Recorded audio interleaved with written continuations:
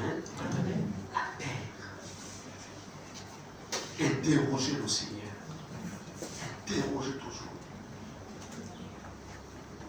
Je vous parle de ces choses. C'est pour vous dire quoi? C'est pour vous dire, ne marchez plus comme n'importe qui. Non. Bien aimé, je vais conclure avec 4 points. Nous sommes là, c'est pour vous transmettre des connaissances. Écoutez, notre Maître Jésus, à qui nous sommes attachés, avait la connaissance de la dimension spirituelle de la terre, puisqu'il est lui-même le Créateur. Et il va nous le démontrer. Donc, Jésus savait que les choses qui sont inertes peuvent entendre et obéir aux ordres que vous leur donnez. Peuvent obéir aux ordres des agences administratives. Quoi? Vous les financiers, là. Notre, on appelle ça comment? Ce qu'on est en train on appelle ça comment? Le projet.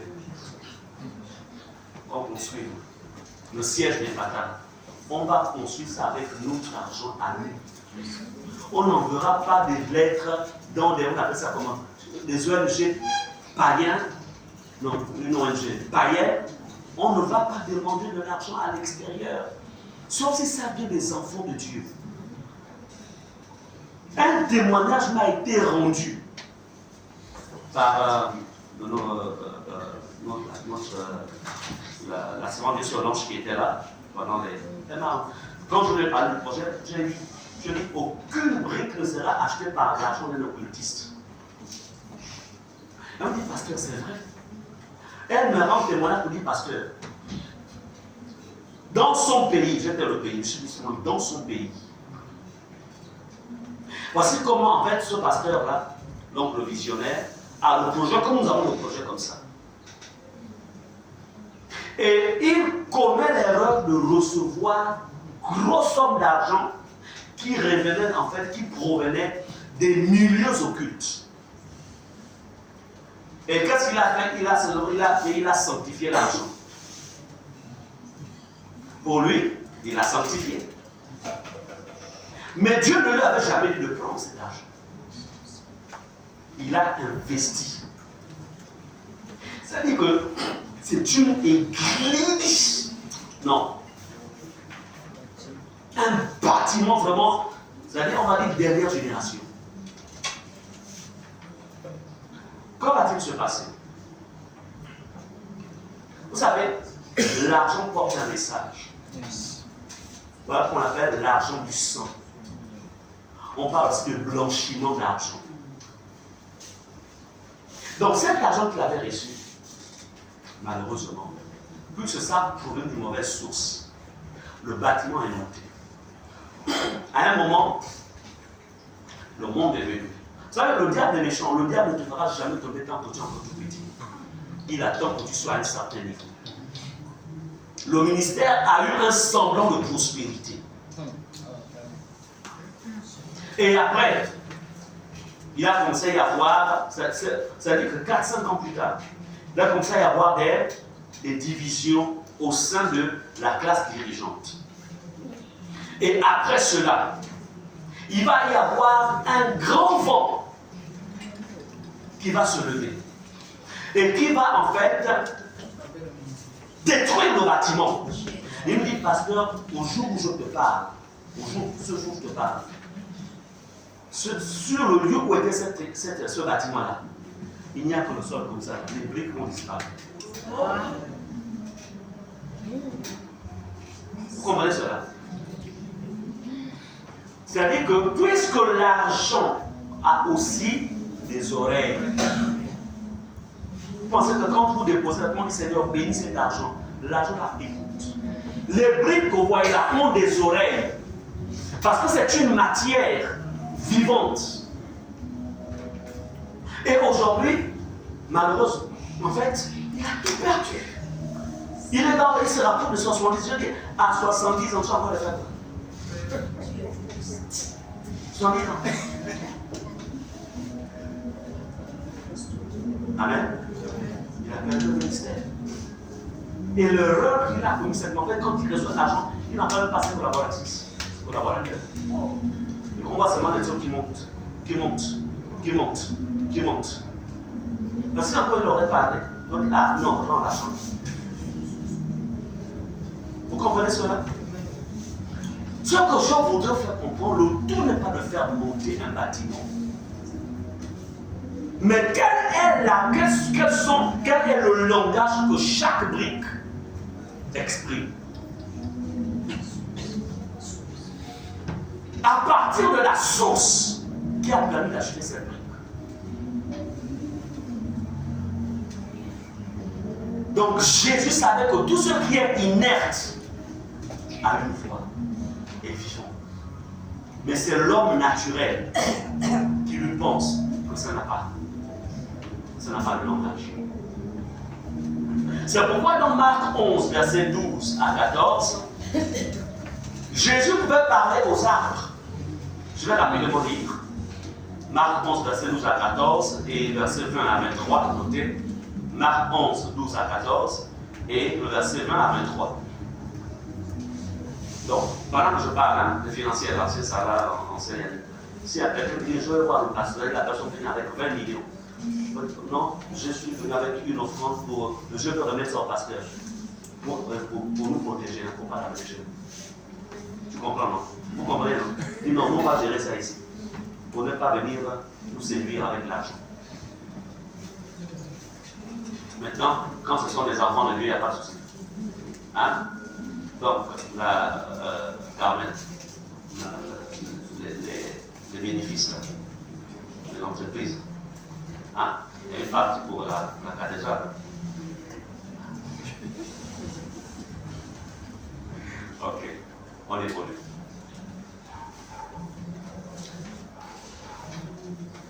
Écoutez ce que Dieu dit ici. Le lendemain, après qu'ils furent sortis de Béthanie, Jésus eut faim. Il a faim.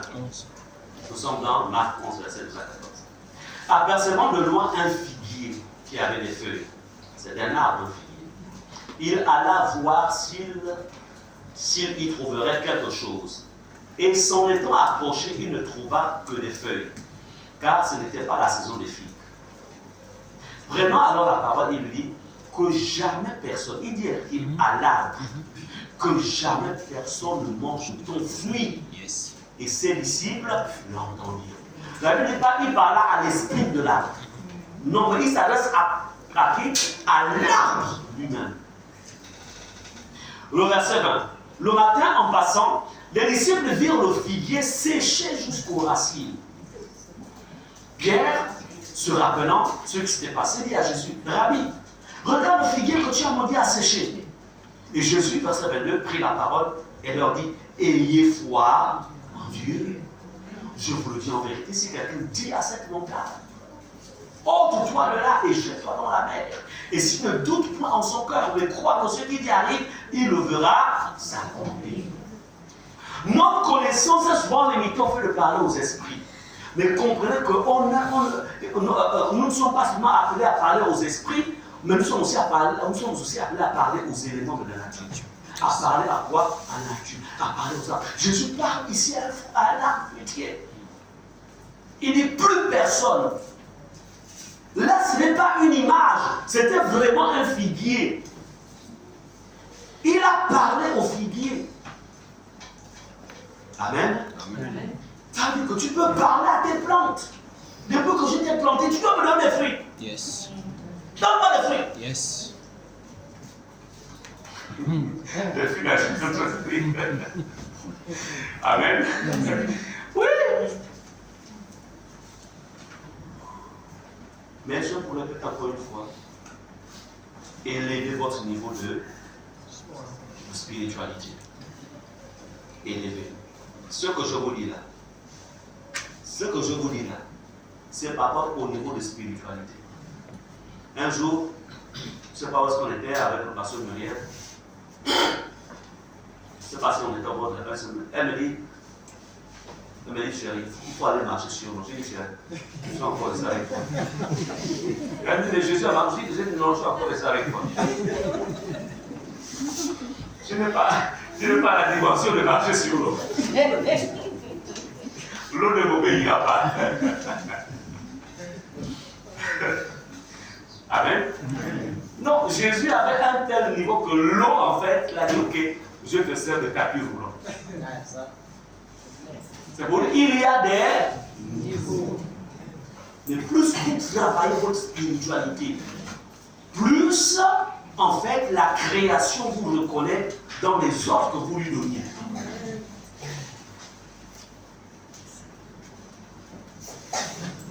Nous pouvons aussi voir que Jésus, en fait, il va aussi parler au vent, aux vagues et à la mer. Là, on n'est pas dans les esprits. Hein. Oh, esprit des eaux. Toi qui es en train de monter, faire monter des vagues, l'esprit des eaux, calme-toi. Je te dis au nom de... Là, Jésus ne parle pas aux esprits des eaux. Hein. Il parle, en fait, à l'eau. Alors, c'est dans Marc 4, 39. Notez Marc 4, verset 39 et le verset 41. Marc, chapitre 4, verset 39 et le verset 41. Je vais lire la parole. Donc, Jésus est dans la barque avec les disciples, vous connaissez l'histoire. Et puis, il y a un grand vent, vraiment. Le vent se lève pour renverser, en fait, la barque. Les disciples sont en insécurité. Ils réveillent Jésus. Marc 4, 39 à 41. S'étant réveillé, il menaça le vent. Jésus menace quoi? Le vent. La Bible ne dit pas il menaça l'esprit mauvais qui était dans le vent. Non. Il menaça le vent. Et dit à la mer, comme là nous avons le commun là. Et il dit à la mer, silence, tais-toi. Wow. Donc le bruit que le vent faisait là, il était en train de parler. Donc en fait, le vent était en train de parler, la mer était en train de parler. Et Jésus dit, tais-toi. Donc le bruit que tu fais là pour intimider mes disciples, tais-toi. Et le vent cessa. Et il eut un grand calme. Wow. Voici le niveau où Dieu nous a élevés. Le niveau où Dieu t'a élevé. Donc tu n'es pas un simple croyant. Non! Dieu te dit, aie la maîtrise des éléments. Si je l'ai fait, Jésus dit, si je l'ai fait, tu peux aussi le faire. Amen. Seulement cesse de te négliger. Cesse de vivre comme un homme ordinaire, comme une femme ordinaire. Cesse. Remarquez dans le verset 41. Les disciples furent saisis d'une grande frayeur. Et ils se dirent les uns aux autres, quel est donc celui-ci à qui obéissent même le vent et la mer? Comment? Ils n'avaient jamais vu ça. Est-ce qu'on est ensemble? Bien aimé, on va lire le dernier verset, la dernière partie. Jésus aussi, il va nous présenter la différence qu'il y a entre les esprits de maladie et les maladies. Il y a une différence entre l'esprit du palu et le palu. L'esprit du palu, lui, il vient, il crée le palu. Un palu que ni le Kinimax, on a encore le Kinimax aujourd'hui, Quartem et tous les autres que vous connaissez ne peuvent pas créer. Maintenant, il y a le palu qui est lié au fait que tu t'es exposé en fait au monstre. Donc Jésus savait faire la différence. C'est pourquoi dans Luc 4, 38 à 39, on a dit, en sortant de la synagogue, il se rendit à la maison de Simon. La belle-mère de Simon avait une violente fièvre. Et ils le prièrent en sa faveur. Verset 39. S'étant penché sur elle, qui, Jésus, il menaça la fièvre. Il ne menace pas l'esprit de la fièvre. Il s'adresse à la fièvre. Et la fièvre le quitta. À l'instant, elle se leva et les... Donc Jésus ici démontre aussi, attention, il fait la différence entre les éléments et les esprits qui parfois peuvent être derrière les éléments. Il y a une différence. Mais là maintenant, c'est la communion, c'est la relation que tu as avec Dieu qui te dira, là c'est un esprit qui agit derrière. Ou là par contre, c'est l'élément, donc parle à l'élément. Il parle à la fièvre, il parle au palu, il parle aux microbes, il parle. Amen. Bien-aimés, c'est dans cette dimension que le Seigneur voudrait nous voir tous évoluer. C'est dans cette dimension où le Seigneur voudrait que nous travaillions jusqu'à un certain niveau pendant ce mois de décembre. C'est pourquoi je conclurai avec Daniel 4, Daniel 12, verset 4, où Dieu dit, il dit ceci, Daniel 12, 4, ces paroles, ces choses que tu ne connaissais pas jusqu'à aujourd'hui, paraissaient secrètes pour toi.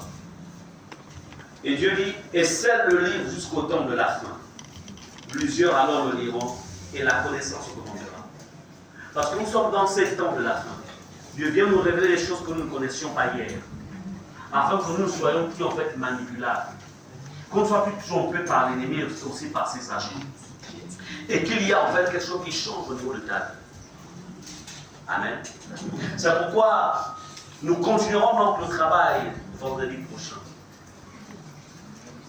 Comme on a commencé à le faire vendredi dernier. Et comme je le disais au début du message, le dimanche, je viens donner la connaissance. Et tout au long de la semaine, vous réécoutez, puisque vous avez ce message dans Facebook Rema Epata, ou dans YouTube Rema Epata. Vous réécoutez, vous travaillez là-dessus. C'est pourquoi mercredi, jeudi, vendredi, il y a un jeûne qui a été promulgué. Vous ne mangez qu'à 18h. Et le vendredi soir, nous sommes ensemble ici à partir de 18h pour travailler sur ce que le Seigneur nous enseigne.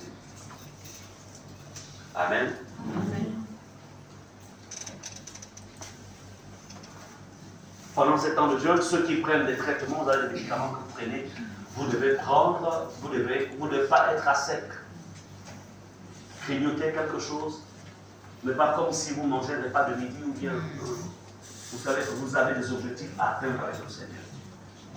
Il faut que ça change.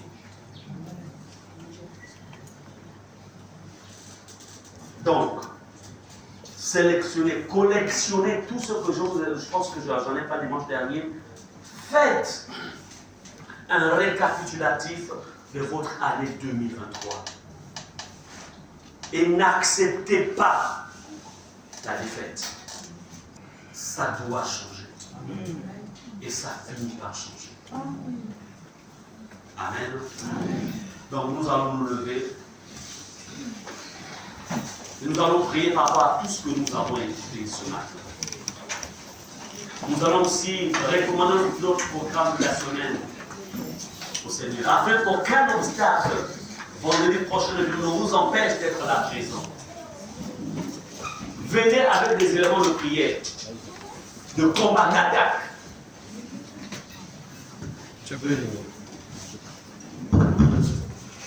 Nous allons ensemble élever nos voix et remercions, parlons à Dieu par rapport à ce que nous avons écouté.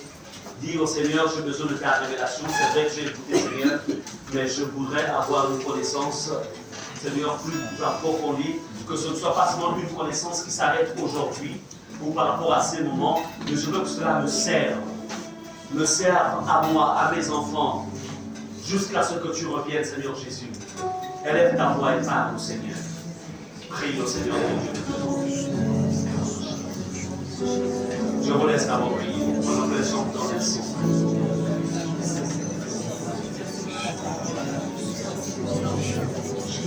Je t'enseigne ce soir que tu as le pouvoir d'allumer. Tu as le pouvoir de supprimer, de détruire tout ce qui est enregistré dans la terre contre toi. Il t'a été démontré que la terre a les oreilles, a une bouche. Il t'a été démontré C'est pourquoi il va y avoir une différence aujourd'hui. Hier, des hommes et des femmes ont combattu. Les agents des ténèbres ont combattu. Et ça peut-être marchait parce que simplement il y a un degré de connaissance que tu n'avais pas. Mais aujourd'hui, le Seigneur te fait grâce de connaître. Parle à ton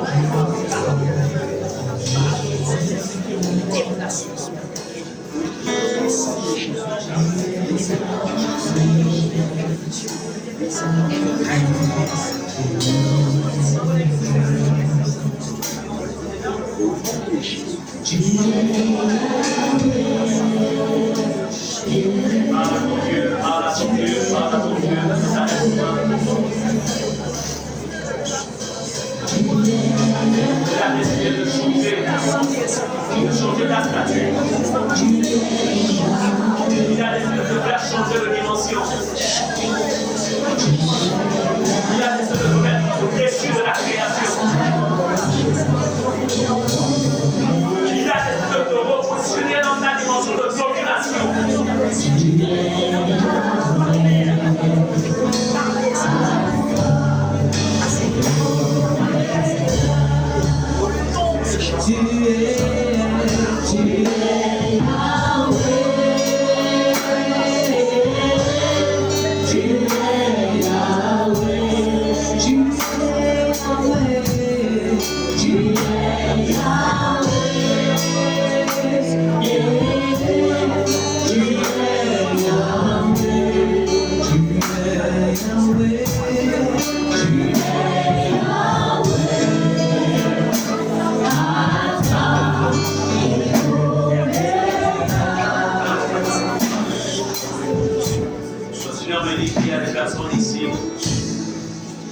Cette fois, les travaux de ta maison se sont arrêtés parce que tu avais reçu de l'argent. Ce n'était pas ton argent. Il y a quelqu'un qui a décidé de t'aider à t'envoyer de l'argent et tu l'as investi en fait dans ces travaux. La personne paraissait être un bon cœur, mais ce n'était pas de l'argent propre. Tu es là, tu es devant. Je vais briser au monde des ténèbres. Et l'argent qu'ils avaient injecté dans cette tontine n'était pas de l'argent propre. En fait, c'était l'argent du vol malin. Pendant que cette personne donnait de l'argent, en fait, elle recevait en retour, elle prenait en retour, en fait, l'argent de tous les autres. Et quand tu as reçu cet argent, tu l'as investi, c'est venu bloquer, en fait, le processus du travail que tu avais lancé. Tu es là ce matin, le Seigneur veut libérer quelque chose. Tu viens devant, je vais prier pour toi pendant que tu continues à chanter. Tu es Yahweh.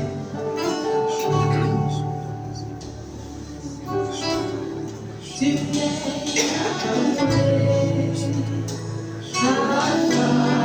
Yahweh.